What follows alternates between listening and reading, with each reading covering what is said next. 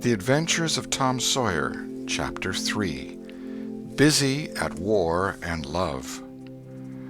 Tom presented himself before Aunt Polly, who was sitting by an open window in a pleasant rearward apartment which was bedroom, breakfast room, dining room, and library combined. The balmy summer air, the restful quiet, the odor of the flowers, and the drowsing murmur of the bees had had their effect, and she was nodding over her knitting, for she had no company but the cat, and it was asleep in her lap.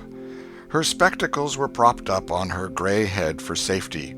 She had thought that of course Tom had deserted long ago, and she wondered at seeing him place himself in her power again in this intrepid way. He said, "Mayn't I go and play now, Aunt?" "What, already? How much have you done?" "It's all done, Aunt." "Tom, don't lie to me. I can't bear it." "I ain't, Aunt. It is all done." Aunt Polly placed small trust in such evidence. She went out to see for herself, and she would have been content to find 20% of Tom's statement true. When she found the entire fence whitewashed, and not only whitewashed but elaborately coated and recoated, and even a streak added to the ground, her astonishment was almost unspeakable. She said, "Well, I never! There's no getting round it. You can work when you're a mind to, Tom." And then she diluted the compliment by adding, "But it's powerful seldom you're a mind to, I'm bound to say. Well, go along and play, but mind you get back sometime in the week, or I'll tan you." She was so overcome by the splendor of his achievement that she took him into the closet and selected a choice apple and delivered it to him, along with an improving lecture upon the added value and flavor a treat took to itself when it came without sin through virtuous effort. And while she closed with a happy scriptural flourish, he hooked a doughnut. Then he skipped out and saw Sid just starting up the outside stairway that led to the back rooms on the second floor. Clods were handy, and the air was full of them in a twinkling. They raged around Sid like a hailstorm, and before Aunt Polly could collect her surprised faculties and sally to the rescue, 6 or 7 clods had taken personal effect, and Tom was over the fence and gone. There was a gate, but as a general thing he was too crowded for time to make use of it. His soul was at peace now that he had settled with Sid for calling attention to his black thread and getting him into trouble. Tom skirted the block and came round into a muddy alley that led by the back of his aunt's cow stable. He presently got safely beyond the reach of capture and punishment and hastened towards the public square of the village, where 2 military companies of boys had met for conflict, according to previous appointment. Tom was general of one of these armies, Joe Harper, a bosom friend, general of the other. These 2 great commanders did not condescend to fight in person, that being better suited to the still smaller fry, but sat together on an eminence and conducted the field operations by orders delivered through aide-de-camp. Tom's army won a great victory after a long and hard-fought battle. Then the dead were counted, prisoners exchanged, the terms of the next disagreement agreed upon, and the day for the necessary battle appointed, after which the armies fell into line and marched away, and Tom turned homeward alone. As he was passing by the house where Jeff Thatcher lived, he saw a new girl in the garden, a lovely little blue-eyed creature with yellow hair plaited into 2 long tails, white summer frock, and embroidered pantalettes. The fresh-crowned hero fell without firing a shot. A certain Amy Lawrence vanished out of his heart and left not even a memory of herself behind. He had thought he loved her to distraction. He had regarded his passion as adoration, and behold, it was only a poor little evanescent partiality. He had been months winning her. She had confessed hardly a week ago. He had been the happiest and the proudest boy in the world only 7 short days, and here in one instant of time she had gone out of his heart like a casual stranger whose visit is done. He worshipped this new angel with furtive eye till he saw that she had discovered him. Then he pretended he did not know she was present, and began to show off in all sorts of absurd boyish ways in order to win her admiration. He kept up this grotesque foolishness for some time, but by and by, while he was in the midst of some dangerous gymnastic performances, he glanced aside and saw that the little girl was wending her way toward the house. Tom came up to the fence and leaned on it, grieving and hoping she would tarry yet a while longer. She halted a moment on the steps and then moved toward the door. Tom heaved a great sigh as she put her foot on the threshold. But his face lit up right away, for she tossed a pansy over the fence a moment before she disappeared. The boy ran around and stopped within a foot or two of the flower, and then shaded his eyes with his hand and began to look down street as if he had discovered something of interest going on in that direction. Presently he picked up a straw and began trying to balance it on his nose, with his head tilted far back, and as he moved from side to side in his efforts, he edged nearer and nearer toward the pansy. Finally his bare foot rested upon it, his pliant toes closed upon it, and he hopped away with the treasure and disappeared round the corner. But only for a minute, only while he could button the flower inside his jacket, next his heart, or next his stomach, possibly, for he was not much posted in anatomy, and not hypercritical anyway. He returned now and hung about the fence till nightfall, showing off as before, but the girl never exhibited herself again, though Tom comforted himself a little with the hope that she had been near some window meantime and been aware of his attentions. Finally he rode home reluctantly, with his poor head full of visions. All through supper his spirits were so high that his aunt wondered what had got into the child. He took a good scolding about clodding Sid, and did not seem to mind it in the least. He tried to steal sugar under his aunt's very nose, and got his knuckles rapped for it. He said, "Aunt, you don't whack Sid when he takes it." "Well, Sid don't torment a body the way you do. You'd be always into that sugar if I warn't watching you." Presently she stepped into the kitchen, and Sid, happy in his immunity, reached for the sugar bowl, a sort of glorying over Tom which was well nigh unbearable. But Sid's fingers slipped, and the bowl dropped and broke. Tom was in ecstasies, in such ecstasies that he even controlled his tongue and was silent. He said to himself that he would not speak a word, even when his aunt came in, but would sit perfectly still till she asked who did the mischief, and then he would tell, and there would be nothing so good in the world as to see that pet model catch it. He was so brimful of exultation that he could hardly hold himself when the old lady came back and stood above the wreck, discharging lightnings of wrath from over her spectacles. He said to himself, "Now it's coming," and the next instant he was sprawling on the floor. The potent palm was uplifted to strike again when Tom cried out, "Hold on now, what are you belting me for? Sid broke it." Aunt Polly paused, perplexed, and Tom looked for healing pity. But when she got her tongue again, she only said, "Humph! Well, you didn't get a lick amiss, I reckon. You been into some other audacious mischief when I wasn't around, like enough." Then her conscience reproached her, and she yearned to say something kind and loving, but she judged that this would be construed into a confession that she had been in the wrong, and discipline forbade that. So she kept silence, and went about her affairs with a troubled heart. Tom sulked in a corner and exulted his woes. He knew that in her heart his aunt was on her knees to him, and he was morosely gratified by the consciousness of it. He would hang out no signals. He would take notice of none. He knew that a yearning glance fell upon him now and then through a film of tears, but he refused recognition of it. He pictured himself lying sick unto death, and his aunt bending over him, beseeching one little forgiving word, but he would turn his face to the wall and die with that word unsaid. Ah, how would she feel then? And he pictured himself brought home from the river, dead, with his curls all wet and his sore heart at rest. How she would throw herself upon him, and how her tears would fall like rain, and her lips pray God to give her back her boy, and she would never, never abuse him any more. But he would lie there, cold and white, and make no sign, a poor little sufferer whose griefs were at an end.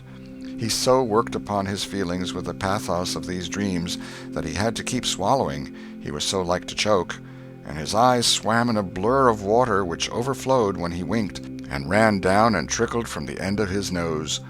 And such a luxury to him was this petting of his sorrows that he could not bear to have any worldly cheeriness or any grating delight intrude upon it. It was too sacred for such contact, and so, presently, when his cousin Mary danced in, all alive with the joy of seeing home again after an age-long visit of 1 week to the country, he got up and moved in clouds and darkness out at one door as she brought song and sunshine in at the other. He wandered far from the accustomed haunts of boys, and sought desolate places that were in harmony with his spirit.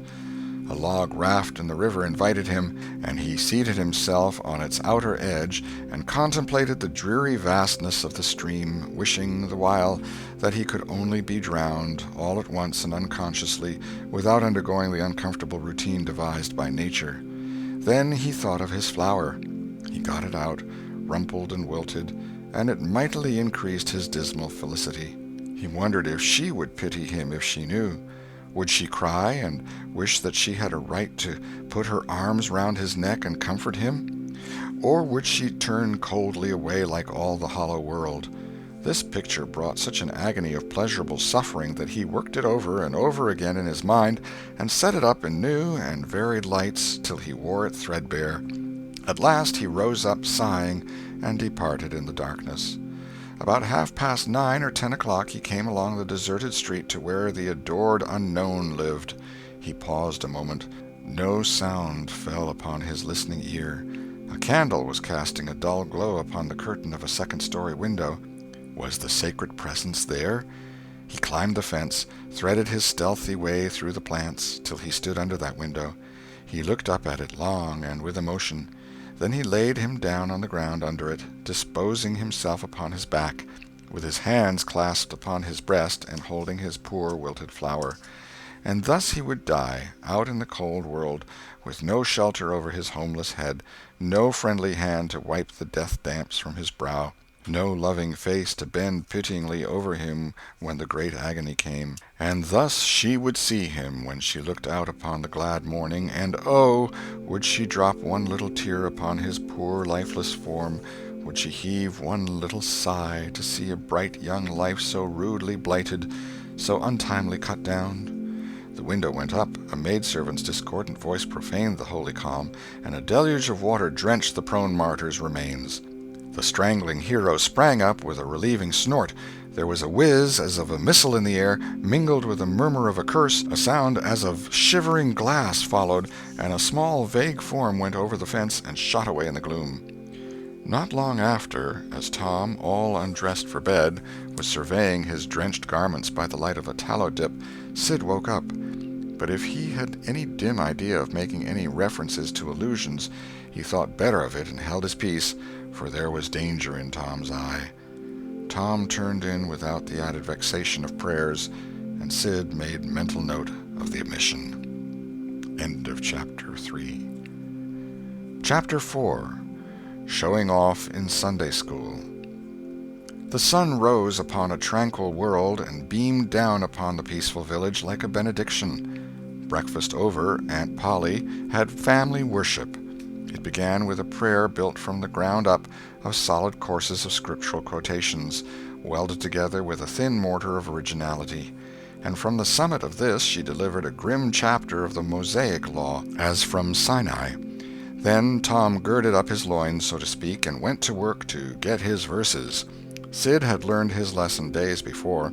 Tom bent all his energies to the memorizing of 5 verses, and he chose part of the Sermon on the Mount because he could find no verses that were shorter.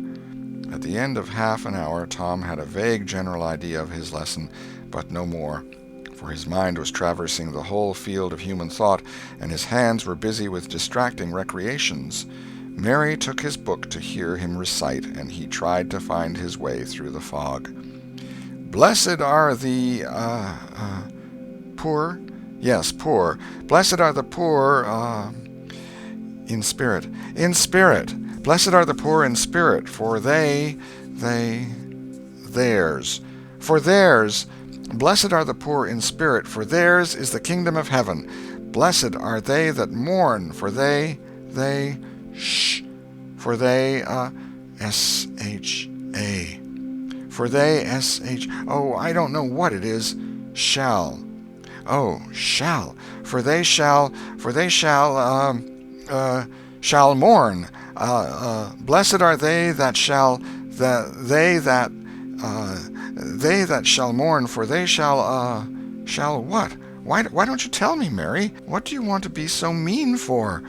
Oh, Tom, you poor thick-headed thing, I'm not teasing you. I wouldn't do that. You must go and learn it again. Don't you be discouraged, Tom. You'll manage it, and if you do, I'll give you something ever so nice. There now, that's a good boy. All right, what is it, Mary? Tell me what it is. Never you mind, Tom. You know if I say it's nice, it is nice. You bet you that's so, Mary. All right, I'll tackle it again. And he did tackle it again, and under the double pressure of curiosity and prospective gain, he did it with such spirit that he accomplished a shining success. Mary gave him a brand-new Barlow knife worth 12.5 cents, and the convulsion of delight that swept his system shook him to his foundations. True, the knife would not cut anything, but it was a sure enough Barlow, and there was inconceivable grandeur in that, though where the Western boys ever got the idea that such a weapon could possibly be counterfeited to its injury is an imposing mystery and will always remain so, perhaps. Tom contrived to scarify the cupboard with it, and was arranging to begin on the bureau when he was called off to dress for Sunday school. Mary gave him a tin basin of water and a piece of soap, and he went outside the door and set the basin on a little bench there. Then he dipped the soap in the water and laid it down, turned up his sleeves, poured out the water on the ground gently, and then entered the kitchen and began to wipe his face diligently on the towel behind the door. But Mary removed the towel and said, "Now, ain't you ashamed, Tom? You mustn't be so bad. Water won't hurt you." Tom was a trifle disconcerted. The basin was refilled, and this time he stood over it a little while, gathering resolution, took in a big breath, and began. When he entered the kitchen presently, with both eyes shut and groping for the towel with his hands, an honorable testimony of suds and water was dripping from his face. But when he emerged from the towel, he was not yet satisfactory, for the clean territory stopped short at his chin, and his jaws like a mask. Below and beyond this line there was a dark expanse of unirrigated soil that spread downward in front and backward around his neck. Mary took him in hand, and when she was done with him, he was a man and a brother without distinction of color, and his saturated hair was neatly brushed and its short curls wrought into a dainty and symmetrical general effect. He privately smoothed out the curls with labor and difficulty, and plastered his hair close down to his head, for he held curls to be effeminate, and his own filled his life with bitterness. Then Mary got out a suit of his clothing that had been used only on Sundays during 2 years. They were simply called his other clothes, and so by that we know the size of his wardrobe. The girl put him to rights after he had dressed himself. She buttoned his neat roundabout up to his chin, turned his vast shirt-collar down over his shoulders, brushed him off, and crowned him with his speckled straw hat. He now looked exceedingly improved and uncomfortable. He was fully as uncomfortable as he looked, for there was a restraint about whole clothes and cleanliness that galled him. He hoped that Mary would forget his shoes, but the hope was blighted. She coated them thoroughly with tallow, as was the custom, and brought them out. He lost his temper and said he was always being made to do everything he didn't want to do, but Mary said persuasively, "Please, Tom, that's a good boy." So he got into the shoes, snarling. Mary was soon ready, and the 3 children set out for Sunday school, a place that Tom hated with his whole heart, but Sid and Mary were fond of. Sabbath school hours were from 9 to 10:30, and then church service. 2 of the children always remained for the sermon voluntarily, and the other always remained too, for stronger reasons. The church's high-backed, uncushioned pews would seat about 300 persons. The edifice was but a small, plain affair, with a sort of pine-board tree-box on top of it for a steeple. At the door, Tom dropped back a step and accosted a Sunday-dressed comrade. "Say, Billy, got a yaller ticket?" "Yes." "What'll you take for her?" "What'll you give?" "Piece of licorice and a fish-hook." "Let's see 'em." Tom exhibited. They were satisfactory, and the property changed hands. Then Tom traded a couple of white alleys for 3 red tickets, and some small trifle or other for a couple of blue ones. He waylaid other boys as they came, and went on buying tickets of various colors 10 or 15 minutes longer. He entered the church, now with a swarm of clean and noisy boys and girls, proceeded to his seat, and started a quarrel with the first boy that came handy.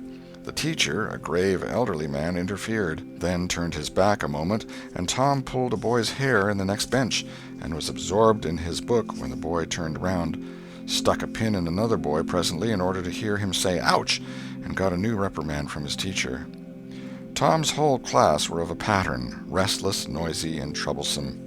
When they came to recite their lessons, not one of them knew his verses perfectly, but had to be prompted all along. However, they worried through, and each got his reward in small blue tickets, each with a passage of Scripture on it. Each blue ticket was pay for 2 verses of the recitation. 10 blue tickets equaled a red one, and could be exchanged for it. 10 red tickets equaled a yellow one. For 10 yellow tickets, the superintendent gave a very plainly bound Bible, worth 40 cents in those easy days, to the pupil. How many of my readers would have the industry and application to memorize 2,000 verses even for a Doré Bible? And yet Mary had acquired 2 Bibles in this way. It was the patient work of 2 years, and a boy of German parentage had won 4 or 5. He once recited 3,000 verses without stopping. But the strain upon his mental faculties was too great, and he was little better than an idiot from that day forth. A grievous misfortune for the school, for on great occasions before company the superintendent, as Tom expressed it, had always made this boy come out and spread himself. Only the older pupils managed to keep their tickets and stick to their tedious work long enough to get a Bible, and so the delivery of one of these prizes was a rare and noteworthy circumstance. The successful pupil was so great and conspicuous for that day that on the spot every scholar's heart was fired with a fresh ambition that often lasted a couple of weeks. It is possible that Tom's mental stomach had never really hungered for one of those prizes, but unquestionably his entire being had for many a day longed for the glory and the éclat that came with it. In due course the superintendent stood up in front of the pulpit with a closed hymn book in his hand and his forefinger inserted between its leaves, and commanded attention. When a Sunday school superintendent makes his customary little speech, a hymn book in the hand is as necessary as is the inevitable sheet of music in the hand of a singer who stands forward on the platform and sings a solo at a concert. Though why is a mystery, for neither the hymn book nor the sheet of music is ever referred to by the sufferer. This superintendent was a slim creature of 35, with a sandy goatee and short sandy hair. He wore a stiff standing collar whose upper edge almost reached his ears, and whose sharp points curved forward abreast the corners of his mouth, a fence that compelled a straight look-out ahead and a turning of the whole body when a side view was required. His chin was propped on a spreading cravat, which was as broad and as long as a banknote, and had fringed ends. His boot toes were turned sharply up, in the fashion of the day, like sleigh runners, an effect patiently and laboriously produced by the young men by sitting with their toes pressed against a wall for hours together. Mr. Walters was very earnest of mien, and very sincere and honest at heart, and he held sacred things and places in such reverence, and so separated them from worldly matters, that unconsciously to himself his Sunday school voice had acquired a peculiar intonation which was wholly absent on weekdays. He began after this fashion: "Now, children, I want you all to sit up just as straight and pretty as you can, and give me all your attention for a minute or two. There, that is it. That is the way good little boys and girls should do. I see one little girl who is looking out of the window. I am afraid she thinks I am out there somewhere, perhaps up in one of the trees making a speech to the little birds." Applausive titter. "I want to tell you how good it makes me feel to see so many bright, clean little faces assembled in a place like this, learning to do right and be good," and so forth and so on. It is not necessary to set down the rest of the oration. It was of a pattern which does not vary, and so it is familiar to us all.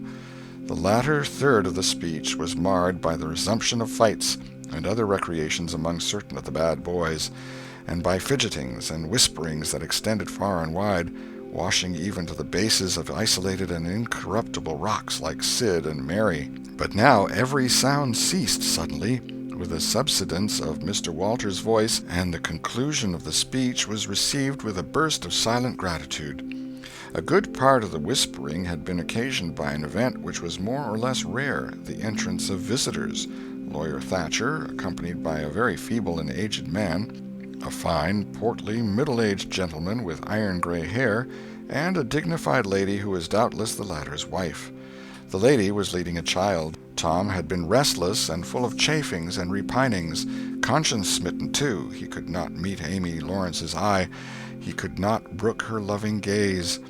But when he saw this small newcomer, his soul was all ablaze with bliss in a moment.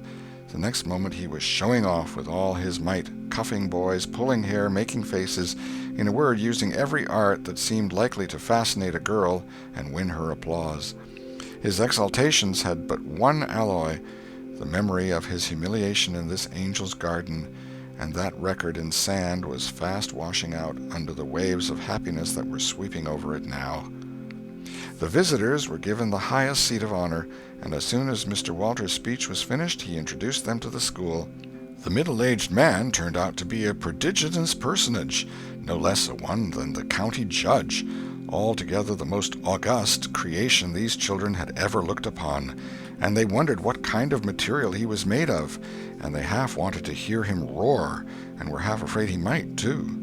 He was from Constantinople, 12 miles away, so he had traveled and seen the world. These very eyes had looked upon the county courthouse, which was said to have a tin roof. The awe which these reflections inspired was attested by the impressive silences and the ranks of staring eyes. This was the great Judge Thatcher, brother of their own lawyer. Jeff Thatcher immediately went forward to be familiar with the great man and be envied by the school. It would have been music to his soul to hear the whisperings, "Look at him, Jim, he's a-going up there. Say, look, he's a-going to shake hands with him. He is shaking hands with him. By jings, don't you wish you was Jeff?"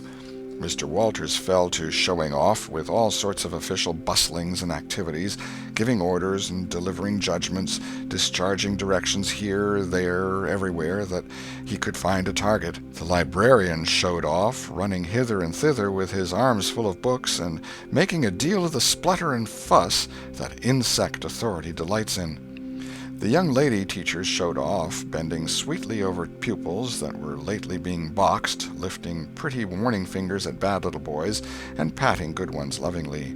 The young gentlemen teachers showed off with small scoldings and other little displays of authority and fine attention to discipline, and most of the teachers of both sexes found business up at the library by the pulpit. And it was business that frequently had to be done over again 2 or 3 times, with much seeming vexation. The little girls showed off in various ways, and the little boys showed off with such diligence that the air was thick with paper wads and the murmur of scuffling. And above it all, the great man sat and beamed a majestic judicial smile upon all the house, and warmed himself in the sun of his own grandeur, for he was showing off too.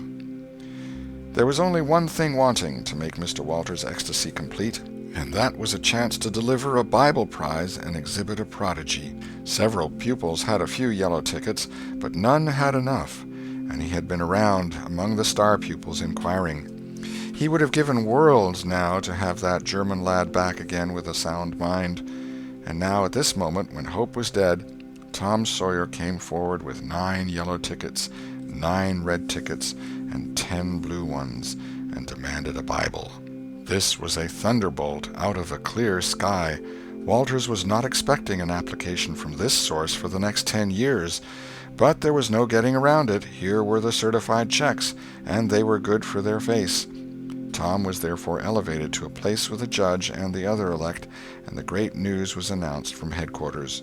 It was the most stunning surprise of the decade, and so profound was the sensation that it lifted the new hero up to the judicial one's altitude, and the school had 2 marvels to gaze upon in place of 1. The boys were all eaten up with envy, and those that suffered the bitterest pangs were those who perceived too late that they themselves had contributed to this hated splendor by trading tickets to Tom for the wealth he had amassed in selling whitewashing privileges. These despised themselves as being the dupes of a wily fraud, a guileful snake in the grass. The prize was delivered to Tom with as much effusion as the superintendent could pump up under the circumstances, but it lacked somewhat of the true gush, for the poor fellow's instinct taught him that there was a mystery here that could not well bear the light, perhaps. It was simply preposterous that this boy had warehoused 2,000 sheaves of scriptural wisdom on his premises. A dozen would strain his capacity, without a doubt. Amy Lawrence was proud and glad, and she tried to make Tom see it in her face, but he wouldn't look. She wondered. Then she was just a grain troubled. Next, a dim suspicion came and went, came again. She watched. A furtive glance told her worlds, and then her heart broke, and she was jealous and angry, and the tears came, and she hated everybody. Tom most of all, she thought. Tom was introduced to the judge, but his tongue was tied, his breath would hardly come, his heart quaked, partly because of the awful greatness of the man, but mainly because he was her parent. He would have liked to fall down and worship him if it were in the dark. The judge put his hand on Tom's head and called him a fine little man, and asked him what his name was. The boy stammered, gasped, and got it out. Tom. Oh, no, not Tom. It is Thomas. Ah, that's it. I thought there was more to it, maybe. That's very well. But you've another one, I dare say, and you'll tell it to me, won't you? Tell the gentleman your other name, Thomas, said Walters, and say, sir. You mustn't forget your manners. Thomas Sawyer, sir. That's it. That's a good boy. Fine, manly little fellow. 2,000 verses is a great many, very, very great many, and you never can be sorry for the trouble you took to learn them. For knowledge is worth more than anything there is in the world. It's what makes great men and good men. You'll be a great man and a good man yourself some day, Thomas, and then you'll look back and say, it's all owing to the precious Sunday school privileges of my boyhood. It's all owing to my dear teachers that taught me to learn. It's all owing to the good superintendent who encouraged me and watched over me and gave me a beautiful Bible, a splendid, elegant Bible to keep and have it all for my own, always. It's all owing to right bringing up. That is what you will say, Thomas, and you wouldn't take any money for those 2,000 verses. No, indeed you wouldn't. And now you wouldn't mind telling me and this lady some of the things you've learned. No, I know you wouldn't, for we are proud of little boys that learn. Now, no doubt you know the names of all the 12 disciples. Won't you tell us the names of the first 2 that were appointed? Tom was tugging at a buttonhole and looking sheepish. He blushed now, and his eyes fell. Mr. Walters' heart sank within him. He said to himself, it is not possible that the boy can answer the simplest question. Why did the judge ask him? Yet he felt obliged to speak up and say, answer the gentleman, Thomas. Don't be afraid. Tom still hung fire. Now I know you'll tell me, said the lady. The names of the first 2 disciples were David and Goliath. Let us draw the curtain of charity over the rest of the scene. End of chapter 4.